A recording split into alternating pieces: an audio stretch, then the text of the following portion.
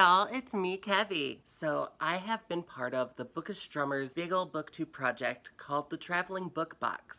Jake has sent me a box full of mystery, thriller, and horror novels. Now I get to go through that box, keep all of the ones that I want, replace anything I've taken, and then send it off to the next person who does the same and sends it off to someone else, and so on. Oh, I'm so excited. We've got 10 people doing this. I was the first person to receive the box, so let's see what Jake put in it. A Simple Favor by Darcey Bell. The Perfect Marriage by Janeva Rose. The Ritual by Adam Nevill. What One Wouldn't Do, edited by Scott J. Moses.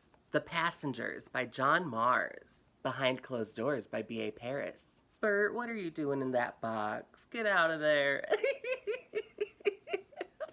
Oh, what a silly kitty. The Patience of a Dead Man by Michael Clark. Dead Woman Scorned by Michael Clark. And Anger is an Acid by Michael Clark. The Night Swim by Megan Goldin. I remember Jake talking about this on his channel recently. It sounded really good. A Flicker in the Dark by Stacy Willingham. Ooh, The Butterfly Garden by Hutchison. If I hadn't read this already, I would definitely want to keep it. Loved this book. So there's 3 books in here that I'm thinking about keeping. First is The Wife Upstairs by Rachel Hawkins. Meet Jane, newly arrived to Birmingham, Alabama. Jane is a broke dog walker in Thornfield Estates, a gated community full of McMansions, shiny SUVs, and bored housewives. The kind of place where no one will notice if Jane lifts the discarded tchotchkes and jewelry off the side tables of her well-heeled clients. Where no one will think to ask if Jane is her real name. Meet Eddie. Recently widowed, he has become Thornfield Estate's most mysterious resident, ever since his wife Bee drowned in a boating accident with her best friend, their bodies lost to the deep. Jane can't help but see an opportunity in Eddie. Not only is he rich, brooding, and handsome, but he could also offer her the kind of protection she craves. Yet as the two fall for each other, Jane is haunted by the legend of Bee, an ambitious beauty and successful entrepreneur with a rags-to-riches origin story. How can she, plain Jane, ever measure up? And can Jane win Eddie's heart before her past, or his, catches up with her? With delicious suspense, incisive wit, and a fresh, feminist sensibility, The Wife Upstairs flips the script on Jane Eyre in a timeless tale of forbidden romance, ill-advised attraction, and a wife who just won't stay buried. Definitely holding on to that. And then there are 2 Riley Sager books in the box. The Last Time I Lied and Home Before Dark. Now, I've read 2 of his books, and one was good until the end, and the other I just did not like. So I'm down to give him 1 more chance, not 2. So between the 2, I think I'm going to stick with Home Before Dark. 25 years ago, Maggie Holt and her parents, Ewan and Jess, moved to Bainbury Hall, a rambling Victorian estate in the Vermont woods. 3 weeks later, they fled in the dead of night, an ordeal Ewan recounted in a nonfiction book titled House of Horrors.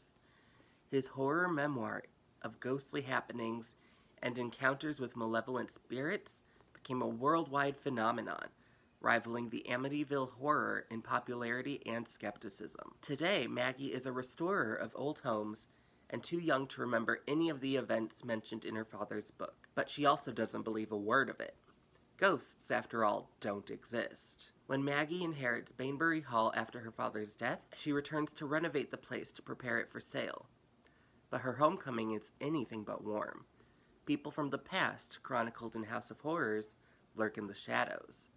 And locals aren't thrilled that their small town has been made infamous thanks to Maggie's father. Even more unnerving is Bainbury Hall itself, a place filled with relics from another era that hint at a history of dark deeds.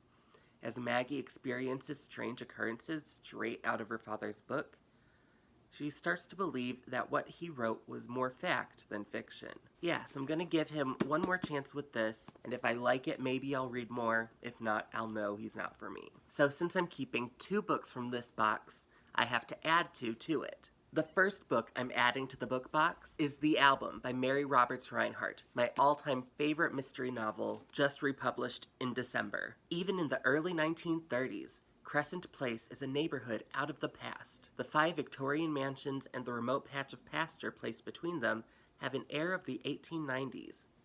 Even as the city, once miles away from this idyllic retreat, encroaches and surrounds the enclave. But while these rarefied residents may appear calm on the outside, their isolated interiors contain dark secrets, prolonged feuds, and generations of high-toned trouble. In these houses are a husband and wife who fight constantly, and another couple who hasn't spoken to each other in 2 decades. There is a widow in permanent mourning, and a daughter whom the newspapers call psychotic. And there is a bedridden old woman who is about to be killed with an axe.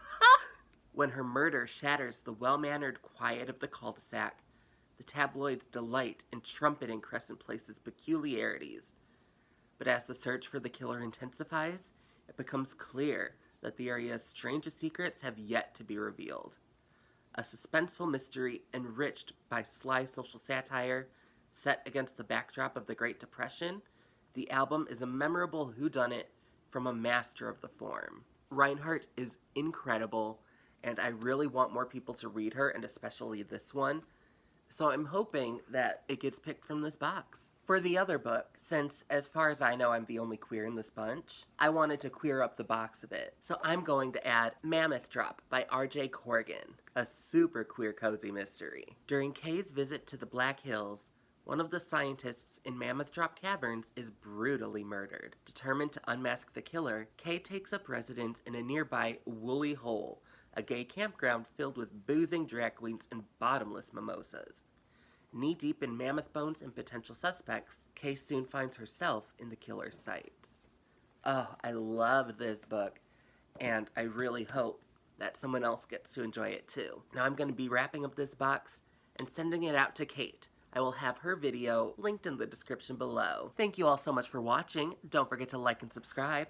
And if it pleases and sparkles, I'll see you in the next video. Mwah!